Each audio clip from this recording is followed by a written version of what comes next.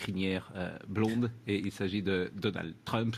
Vous avez été correspondant à clown, on peut dire, parce qu'on restons dans la métaphore du cirque. Vous trouvez que c'est un clown? Ah bah, il en a quelques attributs. Sylvain Sipel, je rappelle que vous êtes ancien correspondant du Monde à New York. Ce qui est frappant avec Trump, c'est qu'il était contre l'OTAN, il est pour l'OTAN aujourd'hui, il avait avec la Chine, il a changé d'avis, que sur Israël, on ne sait pas vraiment ce qu'il veut faire. Avec l'OTAN, enfin vous pouvez lister les perles. Hein, alors, et on va voir tout à l'heure, parce qu'aujourd'hui c'est une réunion importante, et il va rencontrer pour la première fois Emmanuel Macron. Est-ce que l'adjectif qui définit aujourd'hui le plus Trump, c'est imprévisible? Oui, vraisemblablement. Et puis indécelable, c'est-à-dire que honnêtement, moi j'ai lu beaucoup la presse américaine, j'ai toutes les versions psychologiques sur la nature du personnage, et puis j'ai jamais vu autant à la fois d'interrogations, de divergences dans les propos qui sont tenus, d'analyse sur ses positions. Enfin, c'est tout à fait sidérant, c'est-à-dire qu'il est indécelable. Il est au-delà de l'imprévisible, si vous voulez.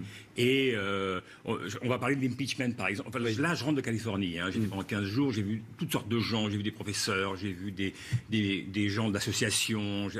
J'ai vu toutes sortes de gens. Alors, il faut savoir que la Californie, c'est quand même le bastion de ce qu'ils appellent la résistance aux États-Unis. Mais ils imaginent tout. Oui, anti-Trump. Ils imaginent absolument tout, y compris qui démissionnent comme ça, au débotté, un beau matin, si vous voulez. C'est-à-dire sans impeachment. Enfin, tout est imaginable et effectivement. Alors après, on peut lisser ce que vous venez de faire, c'est-à-dire ces diverses positions pendant la campagne. Et ce qu'il faut aujourd'hui, il faut rappeler ce qu'il disait sur l'OTAN, si vous voulez. Obsolète. Il disait qu'il fallait la démembrer. C'est l'Alliance Atlantique. Tout le monde ne sait pas exactement ce qu'est l'OTAN. C'est-à-dire que l'Alliance Atlantique est l'organisation politique de l'OTAN qui est l'organisation militaire. Voilà.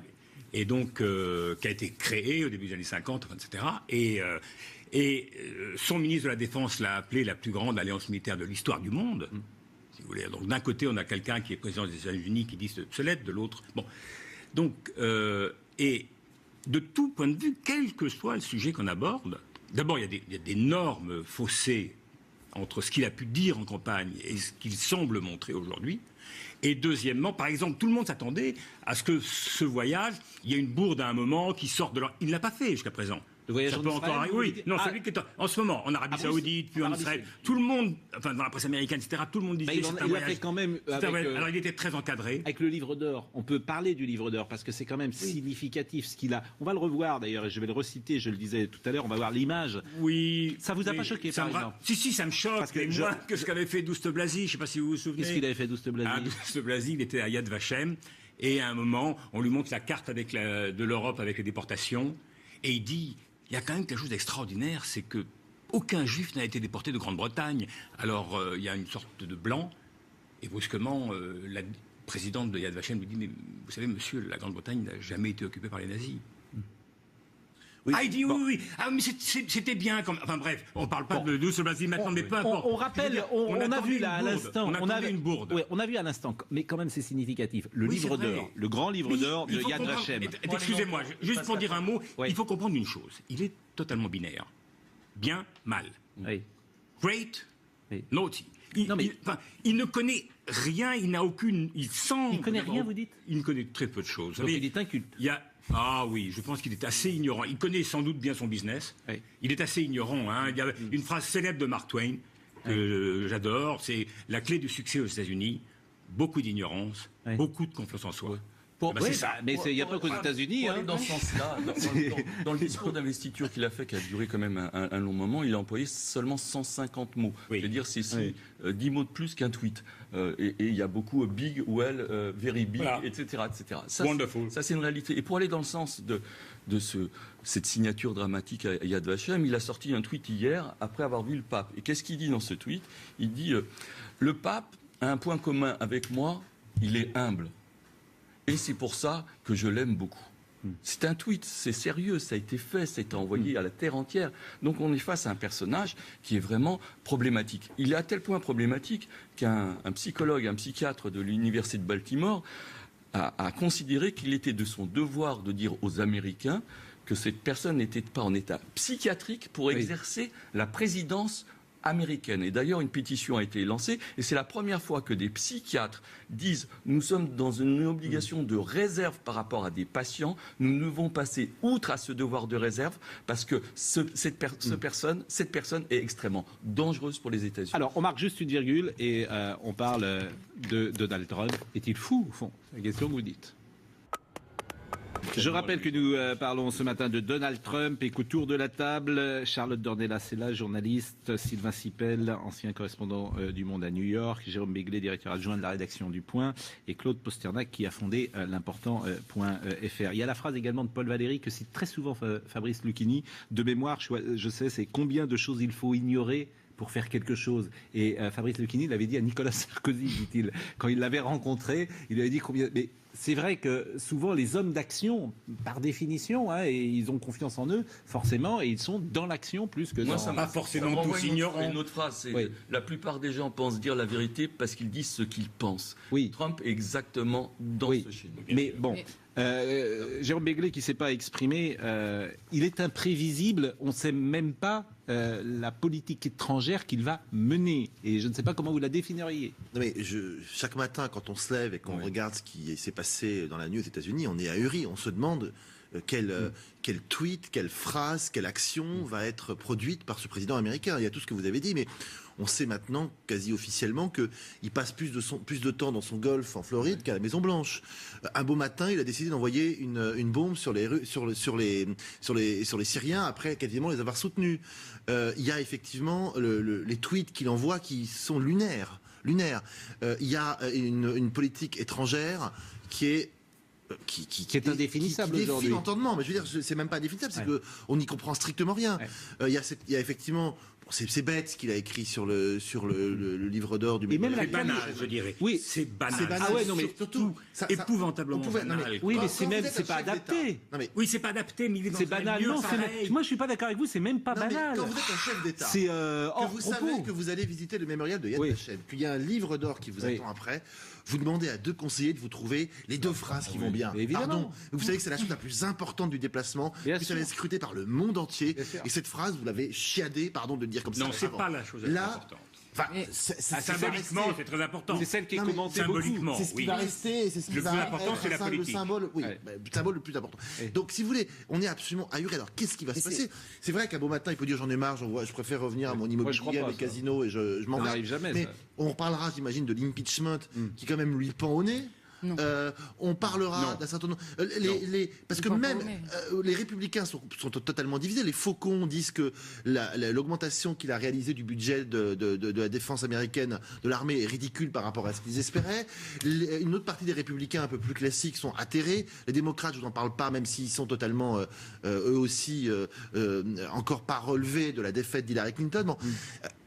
Et tout ça ne serait pas grave si c'était le chef d'État ou le chef de gouvernement d'un petit pays, d'un pays d'opérette. Là, on parle quand même de la première puissance économique et militaire du monde. Charlotte Dornelas. Alors, est-ce qu'il y a des contre-pouvoirs également? C'est une question forcément qu'on peut... C'est ça, c'est que moi, le débile profond qui est arrivé à la tête de l'État le plus grand du monde, j'y crois moyennement. Il y a 6 mois, il y avait quand même plein de journalistes qui nous expliquaient, preuve à l'appui, qui ne savaient ni lire ni écrire aussi aux États-Unis. Tout ça... Vous avez dit cette signature dans le livre d'or qui est effectivement assez grotesque, voire pathétique, voire plus, quoi. Vous l'avez dit, elle est symbolique et on ne parle que de ça, c'est vrai. Mais là-bas, personne n'en parle. Là-bas, c'est Netanyahou qui, pour la première fois, a dit pour la première fois, j'ai entrevu la sortie d'une crise. C'est quand même ça, la fin du voyage de Donald Trump. Moi, ce qui me fascine, c'est que effectivement, il a changé 1000 fois de sujet, de position, notamment au Proche-Orient, etc. Là, il arrive, il fait un sans faute sur le fond dans son voyage. Il arrive en Arabie Saoudite. Il donne tous les gages à ce qu'on appelle le politiquement correct, à tous ceux qui l'ont combattu aux États-Unis. Il arrive en Arabie Saoudite, oublier les liens entre le terrorisme et l'Arabie Saoudite. Il salue l'Arabie Saoudite. Il dit il faut sortir de vos mosquées les islamistes, mais il n'y a plus de lien entre l'État. Il arrive en Israël, il va voir les Israéliens, il les satisfait. Il va voir Mahmoud Abbas, il les satisfait. Il arrive à un accord pour les Palestiniens qui vont travailler en Israël. C'est la première fois qu'on y arrive. Netanyahou donne toute satisfaction du voyage. Mahmoud Abbas aussi. Il revient, oublie complètement son discours sur l'islam qui avait fait tant de bruit. Il dit la guerre contre le terrorisme, c'est pas l'islam contre d'autres, c'est pas une civilisation contre d'autres. Et il finit en disant c'est une guerre entre le bien et le mal. Franchement, alors j'ai vu tout à l'heure, oui, il est binaire, mais pardon, mais les États-Unis, ça a toujours été quand même la guerre du bien contre le mal partout dans le monde. C'est pas nouveau.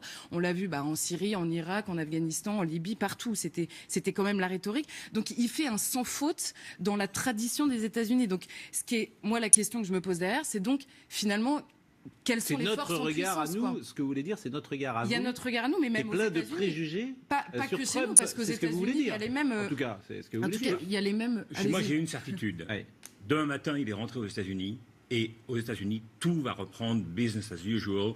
Tout le monde aura oublié cette visite. Non, c'est pas la même chose que ce que dit Charlotte. Non, je sais bien. Mais la question qui se reposera, c'est quel est cet homme qui nous dirige et où nous mène-t-il ? Et cette inquiétude très profonde qu'il y a aux États-Unis, c'est ça on aura complètement oublié ce voyage. Je suis d'accord avec vous, mais les faits de Charlotte Dornelas, c'est ce que vous avez dit tout à l'heure. D'ailleurs, il n'a fait aucune faute. Par exemple, les Palestiniens, c'est pas vrai qu'ils ne travaillent pas en Israël. Il y en avait plus de 100 000 qui travaillent en Israël. Ah non, je dis pas qu'ils travaillent pas. Mais il a passé un accord pour faciliter l'accession. Bien sûr qu'ils travaillent. Oui, mais la veille, les Israéliens avaient annoncé qu'ils prenaient quelques mesures économiques. Moi, je sais pas, je suis pas palestinien, mais lui, il était très content. Mais je pense que c'est un voyage entre guillemets réussi dans le sens où il n'y a pas eu de bourde majeure, à part le fait que la Corse est italienne. Je ne sais pas si vous avez remarqué. À un moment, il s'est trompé. Il a cru la Corse est italienne. Oui, il a pensé que la Corse était en Italie. Enfin, ça arrive. On va y venir. Mais peu importe. Oui, voilà.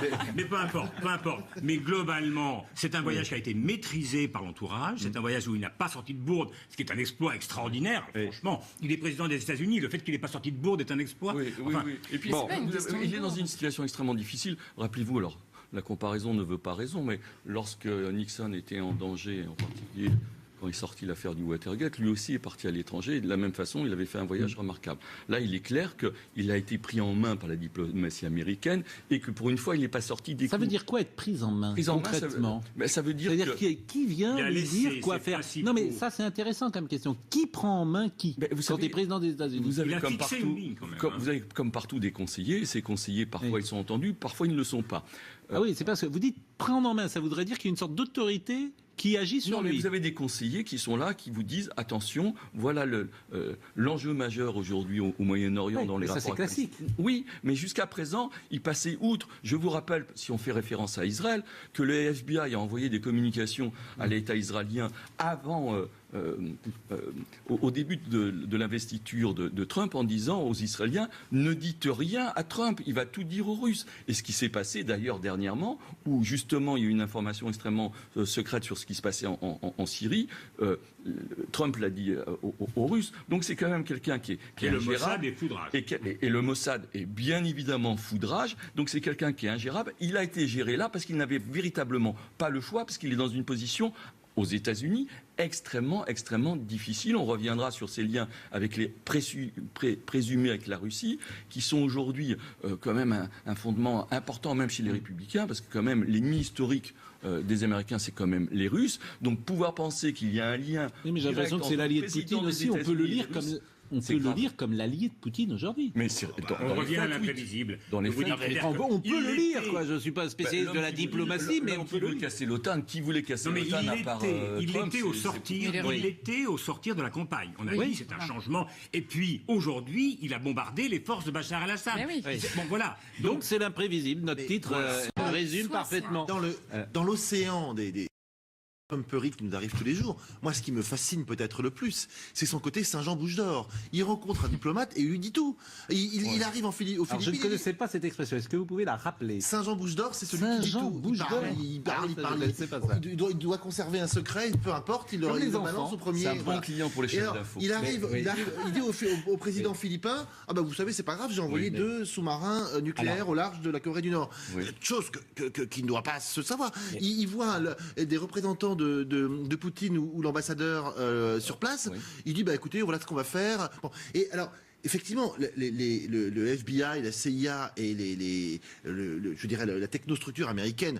Et nous, Européens, on est absolument sidérés. On dit, mais c'est pas possible, on peut rien lui dire, il va balancer des secrets d'État tous les matins. Mais lui, non seulement il l'a fait une fois, on lui a dit c'est pas bien de le faire, mais il l'a fait une deuxième fois, il tweet et il continue de le faire avec n'importe quelle force en puissance. Et aujourd'hui, Theresa May cette nuit, a fait une déclaration en disant « Je suis quand même un peu surpris que les médias américains aient balancé 2-3 infos sensibles dans l'affaire du terroriste de Manchester. » Et elle se demande entre les lignes qui a pu donner ces informations-là, et elle se demande si l'administration Trump n'a pas donné notamment l'identité du tueur qui était relativement secrète, et puis une partie des liens qui auraient pu animer ce terroriste, et donc ça a compliqué terriblement la tâche des Anglais, et elle se demande si les fuites ne viennent pas de la Maison-Blanche. On est quand même... on arrive toujours à parler de la psychologie de Trump. Non, mais ce que je voudrais dire, je voudrais dire deux choses. La première, c'est que on peut débattre de l'imprévisibilité de Trump pendant des heures. Il n'en reste pas moins qu'il y a une administration qui est déstabilisée, mais qui existe et qui fonctionne. Ça, c'est intéressant de savoir. C'est-à-dire qu'on a vu ici, il y a un changement de cap sur le Moyen-Orient qui est absolument identifiable. Désormais, les États-Unis remettent l'Arabie Saoudite au cœur du jeu, alors que Obama avait tenté de faire un équilibre nouveau entre les Iraniens et l'Arabie Saoudite. Et quelles sont les conséquences pour ceux qui nous écoutent? Ça veut dire quoi? Les conséquences, c'est qu'ils cherchent à obtenir une alliance entre les deux principaux alliés américains qui sont Israël et l'Arabie Saoudite. L'Égypte ne compte plus aux yeux des Américains comme elle a compté. Il reste l'Arabie Saoudite et Israël. Et ça posera un problème. Donc ça va dans une volonté d'apaiser la situation au Moyen-Orient, c'est ça? Il n'y en a pas bien dans le New York Times. Que les choses soient... C'est un réalignement historique classique des États-Unis, où les États-Unis ont fait le choix des sunnites et la Russie a fait le choix des chiites. Les chiites étant représentés par les Perses étant l'Iran, et l'allié de l'Iran au Moyen-Orient étant El-Assad en Syrie. Ça a été un schéma classique où, globalement, on était dans cet alignement. Il est sûr que quand Trump est arrivé, il a changé la donne. À partir du moment où il disait « je veux à quoi sert l'OTAN », ça changeait la donne. Et puis, le fait de dire « on peut reparler avec l'Iran », ça changeait également la donne. Aujourd'hui, apparemment, il y a des forces au sein du gouvernement américain qui disent qu'il faut recentrer. Il y a eu un recentrage évident. On revient à un schéma classique d'alignement des États-Unis sur le camp sunnite et du camp russe. Charlotte Dornelas. Est-ce que l'idée de ce voyage, c'est d'apaiser au Proche-Orient? Je crois c'est d'apaiser aux États-Unis. C'est-à-dire que là, Donald Trump, il est effectivement en train de se réaligner. Il donne tous les gages. Et moi, la question qui se pose derrière, c'est est-ce qu'il est finalement imprévisible, ou alors est-ce que c'est un autre, il y a un autre jeu derrière ça, en fait. C'est-à-dire, il donne tous les gages de réalignement, tout ce qu'on lui demandait, tout ce qui lui avait été reproché pendant la campagne. Effectivement, l'Iran, c'est fini. La Russie, c'est fini. Ses discours sur l'islam, c'est fini. Sur le terrorisme, c'est fini. Il redonne tous les gages. Et la procédure d'impeachment est dans toutes les bouches quand même. On continue à lui reprocher tout ce qu'il fait quand même. Donc, est-ce que finalement, c'est pas... d'un côté, il y a des gens, soit on le pousse à faire encore plus et à renier encore plus ce qu'il avait fait pendant sa campagne, ce qui déstabilise tous ses soutiens, mais ce qui déstabilise tout le monde évidemment aussi. Soit il y a une guerre à mort avec ce qu'on appelle l'État profond aux États-Unis, à mort, et là il a besoin d'aller chercher des soutiens à l'étranger, d'avoir des alliés de poids, ce qu'il est en train de faire, et de récupérer du coup les alliés historiques que sont Israël et l'Arabie Saoudite. Juste une prévisibilité, mais juste une phrase. Ce que je pense, c'est que aujourd'hui, il ne faut pas parler d'impeachment, je pense. Les Américains en parlent de moins en moins, parce que c'est une procédure compliquée, etc. Mais en revanche, il faut dire une chose. Le plus grand, même Nixon avait démissionné. Peut-être que la plus grande faute qu'a faite Trump, c'est dans sa première conférence de presse d'attaquer frontalement la CIA et depuis de s'en prendre au FBI. Je pense que ce sont des gens patients. Ce sont des gens qui attendent, mais qui ne resteront pas sans réagir à un moment ou à un autre. Et que le plus gros danger pour lui, une info du matin, parce que c'est une info. On faisait référence comme quoi il y avait toujours quelque chose, un Watergate quasiment tous les jours aux États-Unis. Il y a une info aujourd'hui qui est sortie. Les élus démocrates demandent à la Deutsche Bank de faire la lumière sur les comptes bancaires de Trump, puisque je vous rappelle que la Deutsche Bank a été condamnée en début d'année pour des liens avec la mafia russe, c'est-à-dire même à quasiment 1 milliard d'amende, ce qui est absolument énorme. Et apparemment, il y a des soupçons du fait que Trump aurait été aidé par des crédits russes, mais ça remonte déjà à extrêmement longtemps, à ces faillites des années 90, qui ont été apparemment reflouées par des sources russes. Et puis en particulier, il y a un schéma sur une villa de Floride qu'il avait acheté 45 millions, qui par hasard est repris le lendemain par des Russes. Affaire à suivre, Claude, parce qu'on ne va pas affaire à suivre. Bon, simplement, quand on parle toujours de la personnalité de Trump, c'est ça qui est frappant, et c'était très intéressant ce que disait Charlotte Dornelas, et ce que vous disiez également, c'est-à-dire que le voyage est particulièrement bien passé, mais visiblement, il n'est pas vécu ou perçu de cette manière-là. Voyez ce sujet qui, décrypte les gestes de Trump, notamment avec Melania Trump, et ça a été vu partout sur les réseaux sociaux, et notamment aux États-Unis, et c'est symbolique de la manière dont on perçoit Donald Trump. Des gestes pour dire tout haut. Ce dernier exemple en date, mardi dernier à Rome. Lors de l'arrivée du couple, la First Lady évite la main de son mari, qui finit par la poser ailleurs. L'inversion presque des rôles et le degré d'imprégnation qu'on peut avoir chacun du rôle. Lui, il reste finalement l'américain moyen, et elle est un peu plus dans quelque chose qui est investi, solennel, peut-être un peu surengagé. Quelques jours plus tôt, lors de son arrivée à Tel Aviv, elle avait déjà rejeté un geste d'affection. Elle assume ce rejet publiquement, donc c'est une énième démonstration du fait que celui qui tient la culotte, entre guillemets, n'est pas forcément celui qu'on croit. En avril dernier, un autre geste fait le buzz. Lors des festivités de Pâques, Melania Trump rappelle à l'ordre le président qui oublie de mettre la main sur le cœur au moment de l'hymne américain. Donald Trump, il n'est pas vraiment dans le match ici. D'abord, il y a un léger levé de tête, c'est un peu de rejet. Et puis surtout, quand on divise son visage en deux, on voit la partie gauche, qui est la partie personnelle, intime, qui sourit. En fait, il s'amuse un peu de ce qui se passe. Et la partie droite, qui est plus figée. Depuis l'élection de Donald Trump, les internautes américains déplorent le comportement du président à l'égard de sa femme. Qu'il se rassure, Melania Trump n'a pas l'intention de s'effacer. Alors Clément Viktorovitch sera avec nous ce matin et il le sera tout à l'heure. Il parlerait de l'éthos parce que souvent il parle de ça. ETHOS, c'est évidemment l'image que chacun projette de soi. Et on le voit bien d'ailleurs avec Emmanuel Macron qui est immédiatement entré dans le costume du président de la République. C'est immédiat. On voit bien que Donald Trump, même physiquement, il n'y entrera jamais. Parce que la coiffure, parce que le visage, parce que la cravate rouge, parce que tout ce que vous voulez. Mais quand on sort d'Obama et qu'effectivement on voit Trump, on a... Évidemment, c'est pas la même, la même image. Ce qui me frappe en une phrase en voyant ça, c'est l'Europe contre les États-Unis. C'est-à-dire que Donald Trump, c'est la caricature de l'Américain moyen, qui évidemment est quelque chose qui n'est pas très compréhensible, pas très décryptable de ce côté d'Atlantique. En revanche, sa femme, issue d'Europe centrale, elle a gardé un port, une réaction des us et coutumes européens. Et donc nous, on ne comprend plus elle et on ne comprend pas lui. Et c'est vrai que ça fait un choc des mondes. C'est-à-dire que lui, on a l'impression qu'il est complètement à l'ouest, pour être un peu vulgaire. Elle, on sent qu'il y a une espèce de vieux fond d'éducation qui remonte et qui lui demande d'être à la hauteur dans chacune des situations. Donc vu de là où on est, on se dit, elle, chapeau, et lui, le pouce en bas. Peut-être qu'aux États-Unis, c'est perçu autrement. Non, mais je vais abonder parce que je travaille pour la revue America qui vient de sortir. Et donc, avant d'aller en Californie, il m'avait envoyé. Enfin, j'avais été en Ohio et au Michigan. Et j'avais fait l'inverse. Non pas la résistance, mais les partisans de Trump. Et je peux vous dire que les partisans de Trump, ils adorent son comportement. Ils l'adorent. C'est très important. C'est des fans. Ah oui, c'est des fans. Hein. Et il doit beaucoup son succès au fait qu'il a réussi à amener un électorat qui ne votait jamais, par exemple. Hein. Et il l'a amené sur sa personne, sur la manière dont il disait les choses. Alors donc ça nous paraît très lointain. Cette sorte de, entre guillemets, vulgarité en miroir, cette forme de, vulgarité, de proximité. Y compris le machisme, par exemple. Voilà, c'est ça. C'est-à-dire qu'on en fait des tonnes et ça plaît à l'électorat parce que il y a un exemple. C'est monsieur tout le monde à la l'électorat américain, entre guillemets. Alors, mais ça, évidemment, l'autre partie américaine, il y a deux Amériques très clairement. Il y a un exemple européen, c'est Berlusconi. Vu de France, Berlusconi, on disait, mais ce type est macho, mais on peut pas. Ah non, mais il était pas. Attendez, Berlusconi. Pardonnez-moi. Au départ, Berlusconi. Une partie de l'Italie.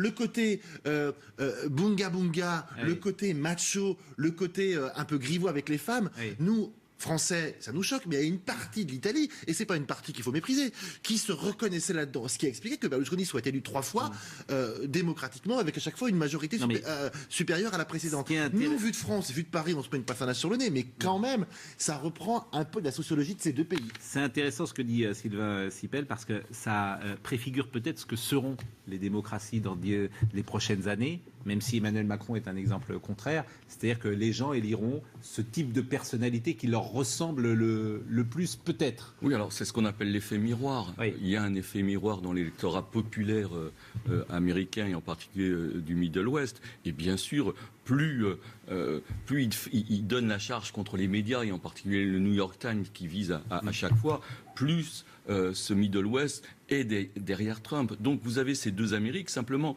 cette deuxième Amérique qui était vraiment enthousiaste, elle commence quand même à se renier peu à peu, parce qu'il y a des enjeux qui sont des enjeux majeurs. C'est un électorat aussi qui n'est pas indifférent du rapport entre les États-Unis et la Russie. Donc il y a encore une adhésion de cet électorat, mais peu à peu il commence à s'altérer. Charlotte Dornelas, pour conclure sur Donald Trump. Mais sur la personnalité, c'est sûr, mais c'est surtout un homme qui est traqué. On regarde ses moindres gestes. Non, mais c'est vrai, pardonnez-moi, c'est vrai pour le président français, c'est vrai pour tous les présidents. Non, mais c'est vrai pour tout le monde. Mais ce que je veux dire, c'est pas pour tout le monde, mais pour tous les présidents. Non, mais vu les enjeux qui sont en train de se faire, notamment avec tous les dossiers sur la Russie, etc., aux États-Unis, c'est vrai que la Russie, c'est un vrai problème aux États-Unis. Il y a la guerre froide est encore un peu dans les têtes, donc c'est l'ennemi. Voilà, mais il y a chez Trump effectivement une personnalité qui dénote. Mais j'ai envie de dire, c'est vrai qu'il y a une rupture claire avec Obama ou avec d'autres hommes politiques, mais c'est ça aussi qui a fait son succès chez une autre partie de la population, celle qui n'était pas représentée par les autres avant. Merci en tout cas d'être venu ce matin à l'heure des pros. C'est le jeudi de l'Ascension, il fait très beau aujourd'hui, on peut en profiter, mais on peut continuer de regarder ces news, comme on va le faire dans quelques minutes avec le zapping des matinales avec Clément Viktorovitch et Charlotte. Vous restez avec nous. C'est une émission finalement comme on la veut chaque matin. On a parlé à la fois d'un dompteur de lions, de tigres et des animaux dans le cirque Pinder et de Donald Trump. Donc c'est assez éclectique quand même notre émission. C'est vrai qu'on a parlé de ce Ferrand. Ben oui, mais on était à Clermont-Ferrand tout à l'heure, donc on pouvait pas. On n'a plus de temps. On n'a plus de temps. Merci à Marianne Murat, mais c'est vrai que chaque matin, on a ce souci de parler de sujets éclectiques et de sujets dont on parle entre guillemets, là encore, à la machine à café, mais c'est toujours avec plaisir de vous écouter. Merci à tous, vous restez avec nous, le zapping des matinales.